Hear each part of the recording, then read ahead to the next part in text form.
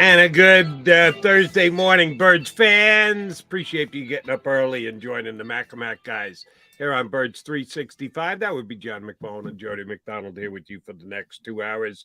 J-Mac, how you feeling this morning? Great. It's WrestleMania season, my favorite season. I got to start there. It's opening day. You got March Madness. What more could you ask for? And the biggest one of all, football is king, Jody McDonald. Yeah, Football is king. That's why we're here on Birds 365 every single day. I will add this to the mix. It was cold this morning.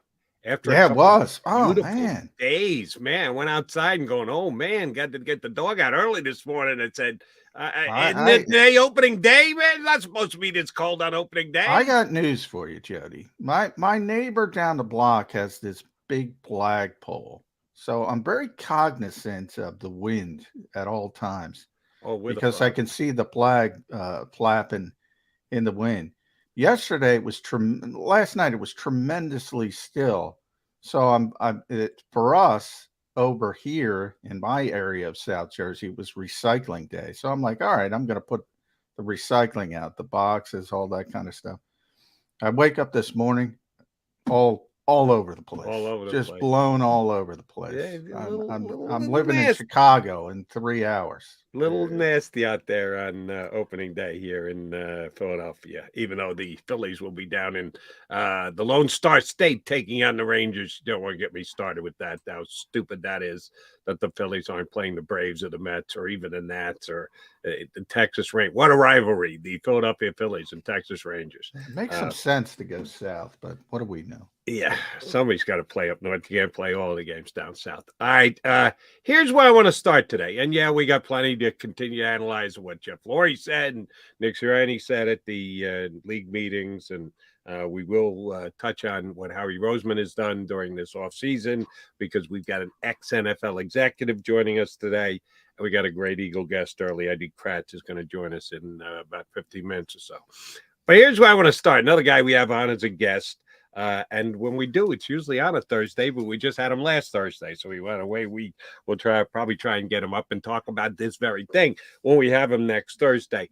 On Bleeding Green Nation, one of our favorite websites, do a nice job with Brandon Lee Gouton and John Stolness, who joins us regularly here on the show. Stolness whipped up a list. You know I love lists. Anybody who does this for a living loves lists. Of the top quarterbacks in the NFC. Now, I'm asking you not to look it up, Johnny, all right? First of all, have you seen it? I have not. You have not. Good. So don't look it up while we're here on the air. He lists upwards of 20-some-odd quarterbacks. He goes all the way into he's going the backup guys. Yes. I like it. But I'm interested in the top. I got a comment or two on the backups, but at the top of the list. See if you can run down the top quarterbacks in the NFL for me, in order. NFC? Well, I got NFC only. I got to think about all the teams. First of all, I assume we have to keep Aaron Rodgers in the NFC because he's in the NFC right now. No, yeah, he is. But we're taking these purposes. Well, that's why Aaron Rodgers is out. Yeah, we're taking him out. Yeah. That was my first question. It's a good one. Jalen's number one. Jalen is number one. That would be correct. And man, how 1 year can change. Who would have had Jalen Hurts as the number one quarterback in the NFC 12 months ago today? Yeah, he earned it. No shot. He earned it. He earned it. This time last year, no shot. But he played at a second in the MVP race. So and the MVP's in the AFC. So and Aaron Rodgers is leaving. If you want to stand on legacy and longevity, he's leaving. He's going to Jody's Jets. So we're taking him out of the equation. I would still, by the way, put Jalen Hurts ahead of Aaron Rodgers. Begrudging, you know how big of an Aaron Rodgers fan we both are.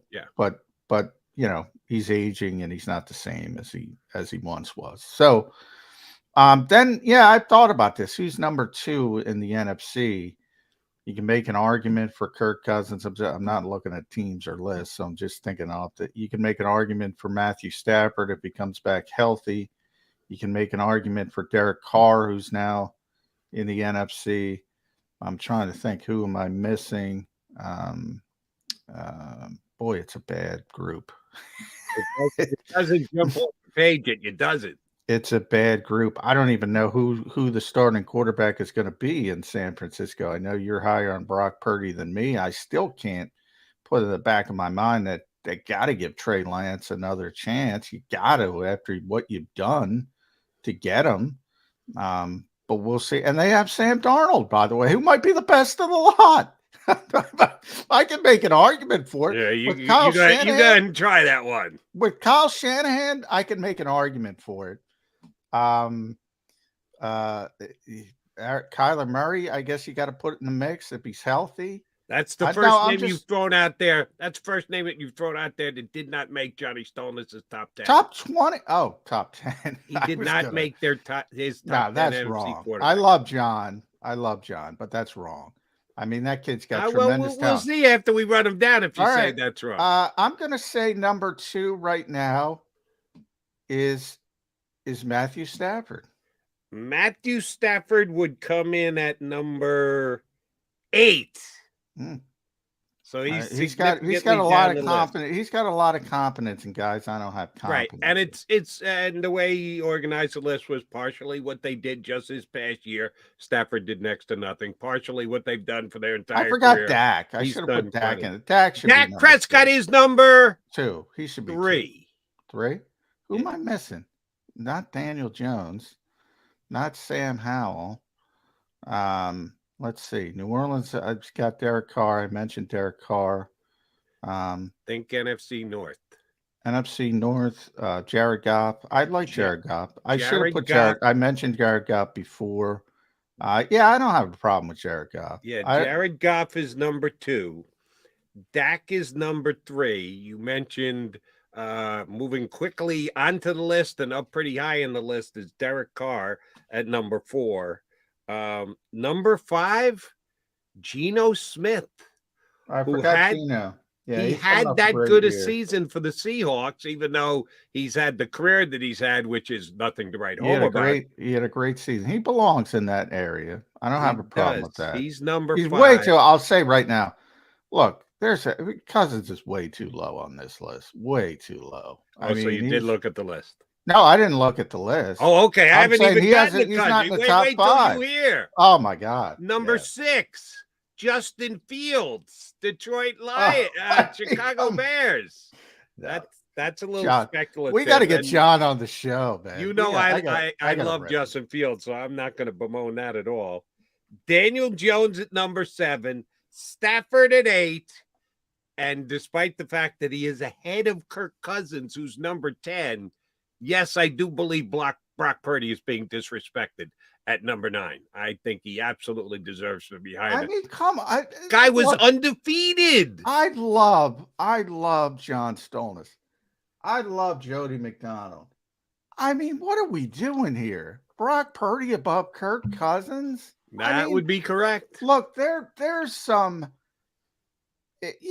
people get this block in their heads about certain people or coaches. I know John well enough to know he doesn't like Jonathan Gannon, for instance. I mean, he don't like him. He thinks he's bad. He thinks he's terrible. I mean, once you get to that point, you got to take a step back and say, what am I doing here? I mean, Kirk Cousins is Kirk Cousins. I don't know how many damn Pro Bowls he's been to. I don't know how many yards he's thrown. I don't know how many touchdowns, how many 100 passer rating seasons. I get it. He craps the bed in big spots. I mean, he's been a good quarterback for a long time. I can't put, Dak Prescott. Yeah, I would put Dak number 2. I forgot about Dak. I would put Dak number 2 ahead of Matthew Stafford. Goff. Jared Goff, I said on this show, is better than people think. I have no problem with Jared Goff being ahead of Kirk Cousins. But some of these guys even Geno Smith, coming off the season he had, I wouldn't go that far. It's only one season, and we got more of a track record of bad seasons than good seasons for Geno Smith. But I was very impressed by Geno Smith. I mean, we got to wait on Justin Fields and Brock Purdy. I mean, these are credible. Derek Carr as well. Derek Carr's a credible NFL quarterback. That's the word I would use. Kirk Cousins is a very credible NFL quarterback. By the way, coming off a 13 stinking win season. True. With maybe one of the worst defenses I've ever seen. Literally. That's not hyperbole. One of the worst defenses I've ever seen. And he managed to win 13 games because they're going up and down the field. There's mental blocks in certain I would agree that Kirk Cousins is a little bit low to be at number 10. Yes, I know where Stolness is coming from. And when you're putting together these type of lists, it's unbelievably subjective. How much emphasis do you put on just the previous year? How much do you put on their entire career? How much do you put on projecting going forward? What kind of that can shape the list. Whatever criteria you use is going to shape your list. Whatever criteria you use, I think he undersold Kirk Cousins. Yeah, he's a little bit higher than number 10 for me. I do appreciate the fact that he's projecting Justin Fields to have this big year in Chicago because you know how big a fan I am of his. And yeah, I think you and a lot of others are not giving Brock Purdy his due just because he was Mr. Irrelevant. Yeah, I'll admit that I talked about blocks. I'll admit, part of it is, short sample size, pedigree. I talk about pedigree all the time. But in this case, I think you're holding his pedigree against him. I said I'm admitting to that. Part of it is Kyle Shanahan. I know what he does with quarterbacks. I think he schemed them up quite a bit. If you were asking, but honest, and this is where I get really honest, and I think I'm better than most, to be honest, overcoming these blocks. If you ask me to put money on who's going to be the San Francisco 49ers quarterback, I'm putting money on the field. I'm putting money that it's not going to be Brock Purdy, than it is going to be Brock Purdy. So that's where I get to so in other words, if I got skin in the game, I think Kyle's going in a different direction. Now Trey Lance might crap the bed. I thought speaking of Kirk Cousins, I thought maybe one of the under things that could happen, sort of sea changes in the NFC that people didn't expect, was him trading for Kirk Cousins and trading Trey Lance. He's a Minnesota kid, and they want to go younger, and they have one of those general managers that wants to sort of tear things down and rebuild. I thought maybe we would see that seismic ship trade and Kyle go, because Kyle's loved Kirk Cousins for years, dating back to Washington. I thought maybe that would be one of the things that would come that people didn't see. I don't even think he's going to be the starting quarterback in Sam. Okay. My honest opinion, I don't think he's going to be the starting quarterback. I thought there was no chance of Kirk Cousins being traded to San Francisco because while Kyle Shanahan has a lot of sway out there, the general manager still runs the show, and John Lynch went out and got himself Javon Hargrave this year rather than to trade for Kirk Cousins. That was their big offseason play with the space that they do or don't have under the cap. You go get Kirk Cousins, now all of a sudden you're paying a franchise quarterback where you've got a chance. Well, this is way before free agency. I thought this would happen. This is early in the process. Right. I thought one of the seismic. I thought, look, I think he knows he's not good enough at quarterback. I think he's known that for years, dating back to Jimmy Garoppolo, and he's this close to being a Super Bowl team, he's been a Super Bowl team, being a Super Bowl winner. I thought maybe they would go for it. Yeah, but they haven't. And but I again, if you ask me to bet my own money, I would bet the field. Here's the problem with both yours, and if you're reading Kyle Shanahan's mind correctly, you're banking on a guy to put you over the top who's shown nothing in his career but the inability to put a team over the top. That he's a great regular season quarterback, but in a big spot, he folds like a $2 tent. there's faulty logic well, there. Not necessarily, because the logic is, Kyle knows him. Kyle loves him. Kyle thinks he's a great player. No, number one. Number two, you're going from maybe the worst defense in the NFL to maybe the best defense in the NFL. That's a bit of more of a compliment. And yeah, they had a great offense in Minnesota, but they have great skill position players in San Francisco, and they have a comparable offensive line. So he's not losing that much on the offensive side, maybe a little bit. There's only one Justin Jefferson, maybe a little bit. But, George Kittle's every bit as good as TJ Hawkinson. The running game, maybe they don't have the marquee player of Dalvin Cook, but they certainly run the football well. And then you go from, again, no hyperbole, maybe one of the worst defenses I've ever seen, to one of the best defenses in the current NFL, which admittedly is the current NFL. You can only go so high, but Jeffrey Lurie talked about that out in Arizona. But that's the best you can do defensively. So, it's the ultimate team game for a reason. I'm with you with Kirk. He hasn't proven anything in big games, but he's always had a terrible defense. Even when he first got it, I shouldn't say that. When he first got the Minnesota. John, how does Kirk Cousins win 13 regular season games playing opposite the worst defense in the NFL? Well, you saw it. Were they good? Am I underselling it? Defense? No. So, but yet, as soon as they get to the playoffs, see you later. Bye. Why? How did they lose to a New York Giant team in their house? Daniel Jones went up and down the field. Daniel Jones looked like Tom Brady. But if Kirk is that good, he's got to be able to outscore Daniel Jones. He did it 13 times in 17 games this year. How could he not outscore the Giants in the playoffs? Well, I mean, I understand what you're saying. Look, if you have to, there are certain guys who are going to. I'm not calling him Tom Brady. I'm not calling him Aaron Rodgers. There are certain guys who are going to, win because they're the better team, and they're going to find a way, even if their defense has a crappy outing. They consistently had a crappy outing.